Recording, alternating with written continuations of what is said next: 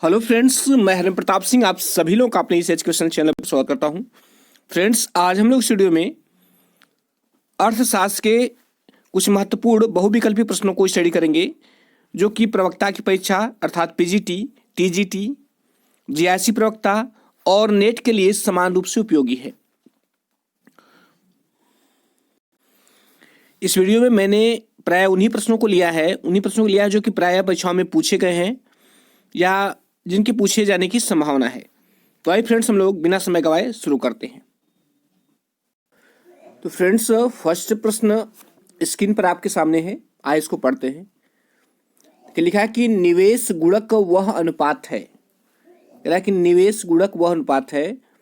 अब निवेश गुणक कौन सा अनुपात है, ये चारों ऑप्शन में दिया गया है। हम लोग एक एक ऑप्शन को पढ़ते हैं। देखिए, ऑप्शन ए में है कि निवेश गुणक वह अनुपात है जो आय में वृद्धि और नए निवेश में वृद्धि के बीच पाया जाता है। ऑप्शन बी है जो आय में वृद्धि और नए उपभोग में वृद्धि के बीच पाया जाता है। सी है जो आय में वृद्धि और बचत में वृद्धि के बीच पाया जाता है। और डी है उपरोक्त में से कोई नहीं। तो बताइए कौन सा ऑप्शन सही होगा। तो फ्रेंड्स, जो निवेश गुणक होता है वह अनुपात होता है किसका। निवेश गुणक जो है जो आय में वृद्धि और नए निवेश में वृद्धि के बीच पाया जाता है।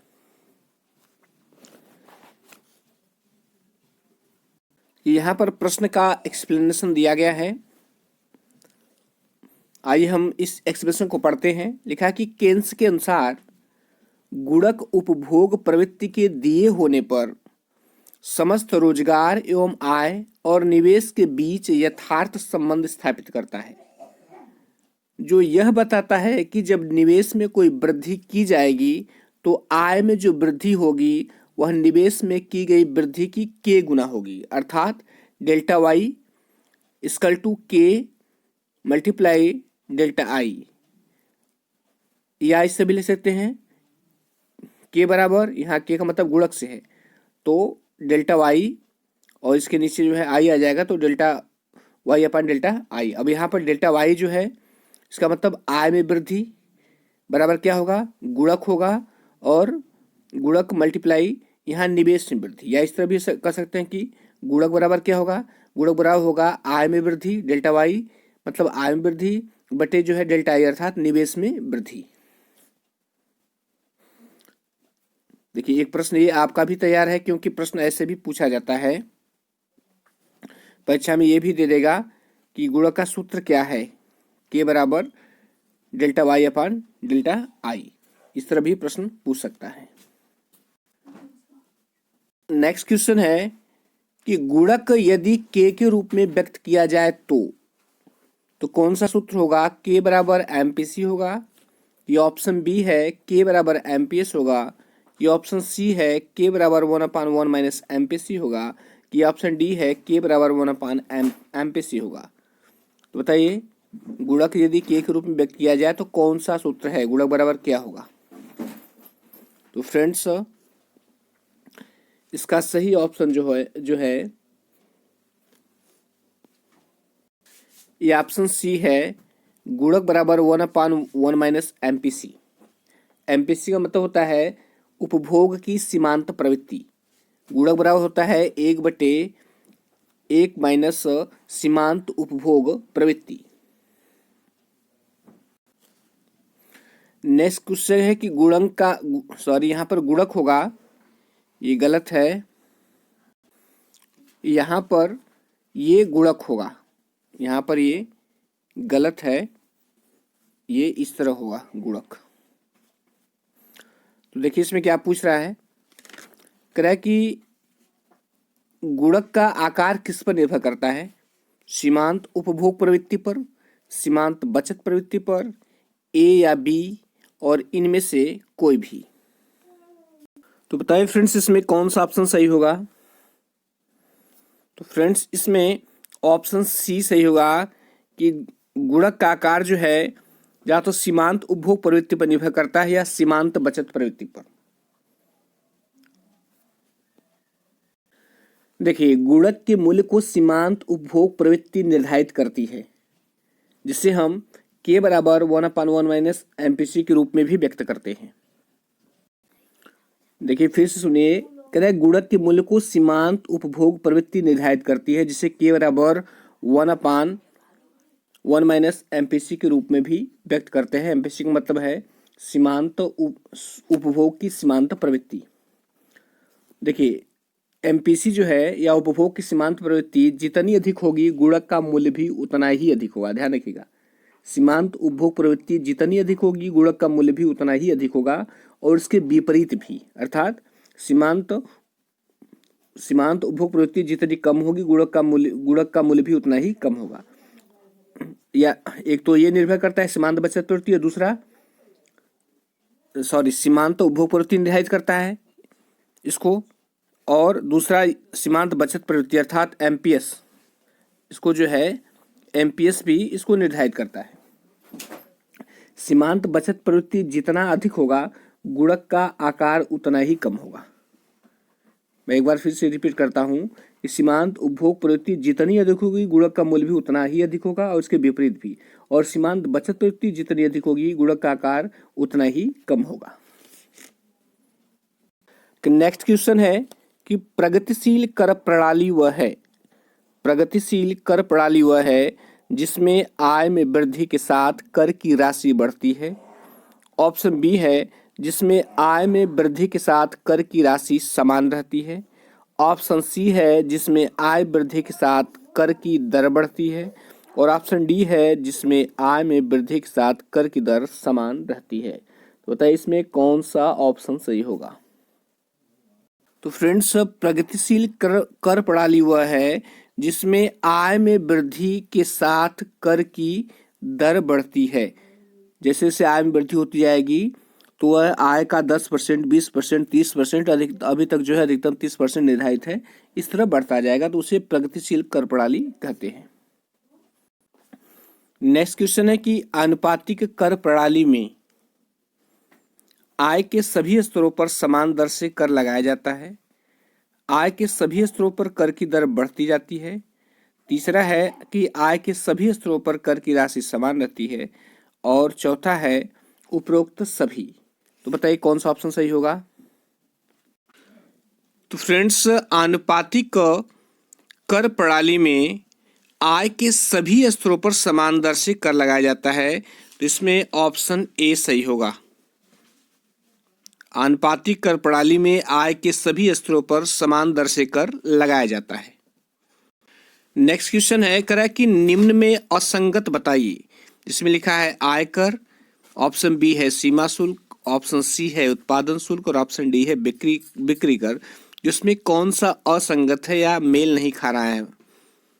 बाकी तीन जो है एक जैसे हैं और एक इसमें जो है बेमेल है। तो बताना इसमें कौन सा असंगत है। तो फ्रेंड्स, इसमें जो है आयकर असंगत है, क्योंकि आयकर जो है एक प्रत्यक्ष कर है। आयकर जो है एक प्रत्यक्ष कर है, जबकि इसमें बाकी तीनों उत्पादन शुल्क, सीमा शुल्क और बिक्री कर, ये तीनों जो हैं अप्रत्यक्ष कर हैं। जो प्रत्यक्ष कर होता है वह किसी अन्य पर स्थानांतरित नहीं होता। इसमें प्रमुख रूप से व्यक्तिगत आयकर और निगम कर इसमें जो है प्रमुख हैं। नेक्स्ट क्वेश्चन है, कह रहा है कि बजट के घाटे तब उत्पन्न होते हैं जब सरकार के अनुमानित व्यय प्रस्तावित आय से कम होते हैं।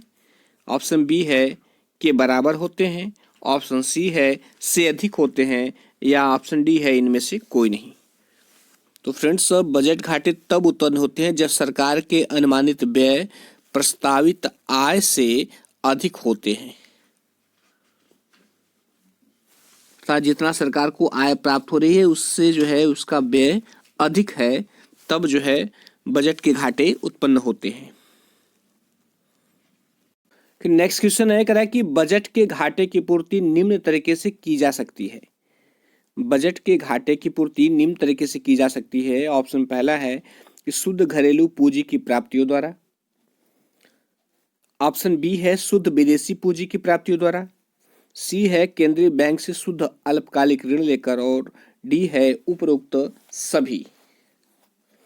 फ्रेंड्स बताइए इसमें कौन सा ऑप्शन सही होगा। तो बजट घाटे की पूर्ति जो है इसमें से तीनों सही है, उपरोक्त सभी है। यह जो है शुद्ध घरेलू पूंजी की प्राप्ति द्वारा भी किया जाती है, शुद्ध विदेशी पूंजी प्राप्ति द्वारा और केंद्रीय बैंक से शुद्ध अल्पकालिक ऋण लेकर। देखिए घाटे की वित्त व्यवस्था जो है सरकार की वित्तीय आवश्यकताओं की पूर्ति की एक विधि है जो व्यवहार में निम्न प्रकार से पूरी की जाती है। जैसे पहला है केंद्रीय बैंकों से ऋण लेकर, दूसरा है केंद्रीय बैंक से नगद शेष निकलवाकर, तीसरा है कि नए नोट जारी करके तथा उनका संचालन करके, और ये इन तीन चीज़ों से वो निकलवाती है, घाटे की वित्त व्यवस्था को पूरा करती है। वर्तमान में बजटीय घाटे की पूर्ति हेतु जो है सभी को सम्मिलित कर लिया गया है।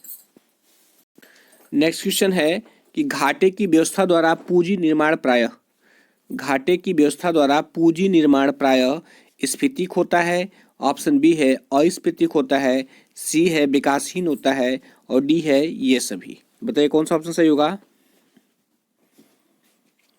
तो फ्रेंड्स घाटे की वित्त व्यवस्था द्वारा जो पूंजी निर्माण होता है वो प्रायः स्फीतिक होता है, अर्थात वस्तुओं के मूल्य बढ़ जाते हैं। देखिए जब बजटीय घाटे की वित्त व्यवस्था लोगों की बचत से की जाती है तो यह जो है एक गैर स्फीति कारक लक्षण होता है, और दूसरी ओर भारत के संदर्भ में घाटे की वित्त व्यवस्था रिजर्व बैंक से उधार लेकर की जाती है, अर्थात नए नोट छापकर तथा सरकार से नगद शेषों को कम करके, तो यह एक स्फीति का लक्षण होता है।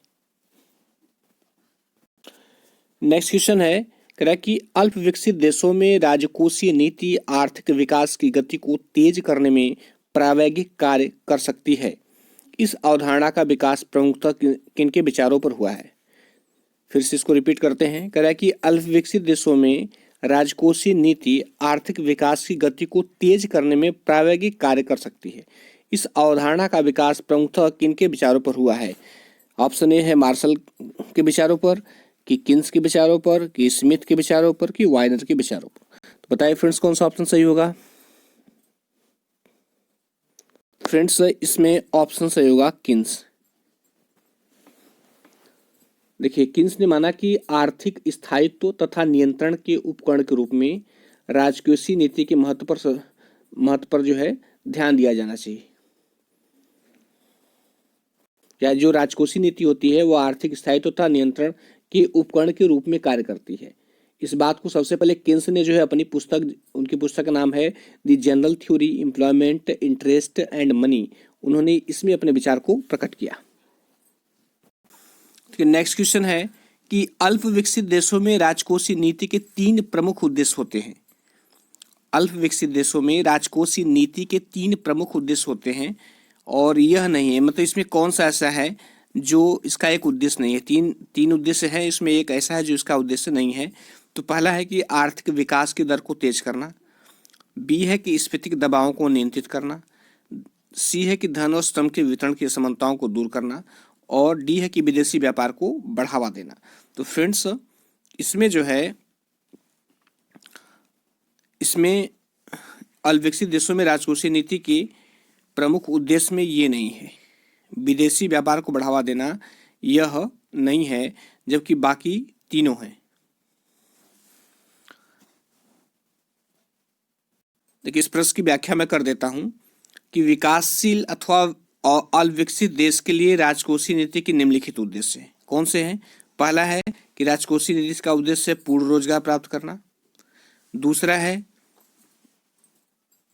मूल्य स्थिरता, तीसरा है आर्थिक विकास दर को गति प्रदान करना, और चौथा है संसाधनों का पर्याप्त बंटवारा, पांचवा है आय तथा धन का समान वितरण, छठवां है आर्थिक स्थिरता, सातवां है पूंजी निर्माण एवं विकास, और आठवां है निवेश के लिए प्रोत्साहन। नेक्स्ट है कि मुद्रा के मूल्य का अर्थ है। मुद्रा के मूल्य का अर्थ है, ऑप्शन ए है कि मुद्रा की इकाई की वह शक्ति जिसके द्वारा उपयोगी वस्तुओं की निश्चित मात्रा प्राप्त की जा सकती है।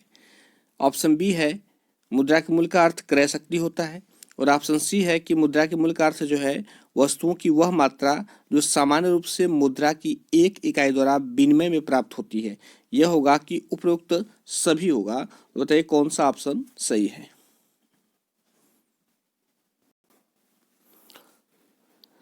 फ्रेंड्स, इसमें जो सही ऑप्शन है वह है उपरोक्त सभी। इसमें मुद्रा के मूल्य का अर्थ तीन, ये तीनों ए है, बी और सी तीनों है।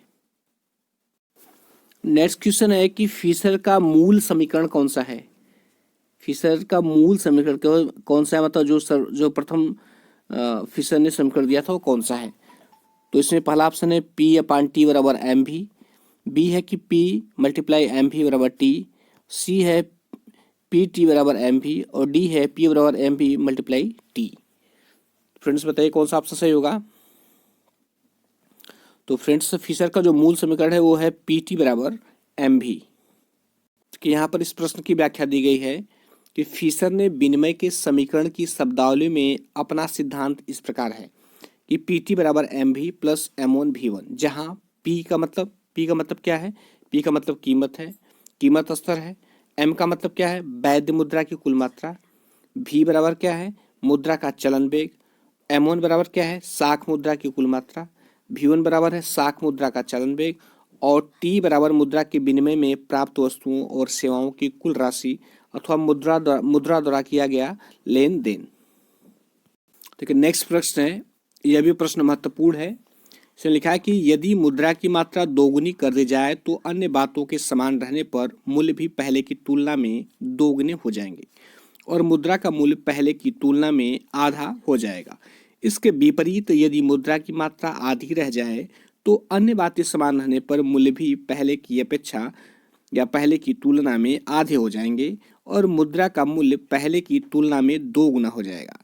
यह पंक्तियां लिखी गई, इन पंक्तियों को किसने लिखा, यहाँ से लेकर के यहाँ तक इन पंक्तियों को किसने लिखा। एरविंग फिशर ने लिखा, टॉजिंग ने लिखा, मिल ने लिखा कि मार्शल ने लिखा। तो बताइए फ्रेंड्स कौन सा ऑप्शन सही है।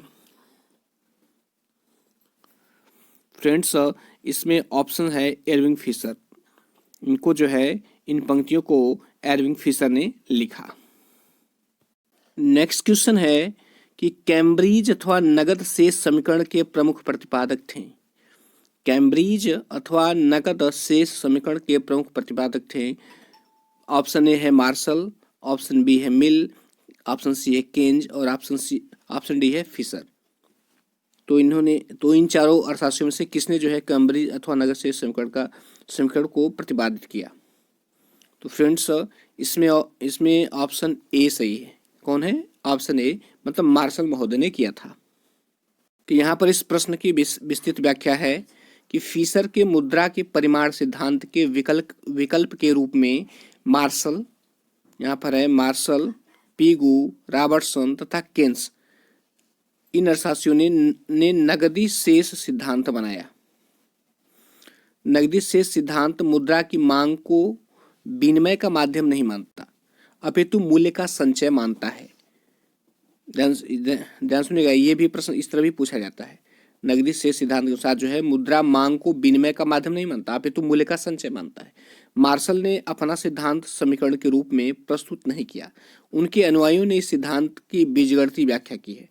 फ्रीडमैन ने मार्शल के मत का स्पष्टीकरण इस प्रकार किया है कि एम बराबर के पी वाई, जहाँ एम बराबर मुद्रा की पूर्ति, के बराबर वास्तविक मौद्रिका जिसे लोग नगदी तब मांग जमा के रूप में रखना चाहते हैं, और पी बराबर कीमत असर तथा वाई बराबर समाज की कुल वास्तविक आय। नेक्स्ट क्वेश्चन है कि तुलनात्मक लागत सिद्धांत किससे संबंधित है। तुलनात्मक लागत सिद्धांत किससे संबंधित है। पहला ऑप्शन है कि वस्तु उत्पादन से, ऑप्शन बी है कि वस्तु विक्रय से, ऑप्शन सी है कि देशी व्यापार से और ऑप्शन डी है कि अंतर्राष्ट्रीय व्यापार से। तो बताइए कौन सा ऑप्शन सही है इसमें, तुलनात्मक लागत सिद्धांत किससे संबंधित है। तो फ्रेंड्स तुलनात्मक लागत सिद्धांत जो है अंतर्राष्ट्रीय व्यापार से संबंधित है। कि यहाँ पर इसकी व्याख्या दी गई है कि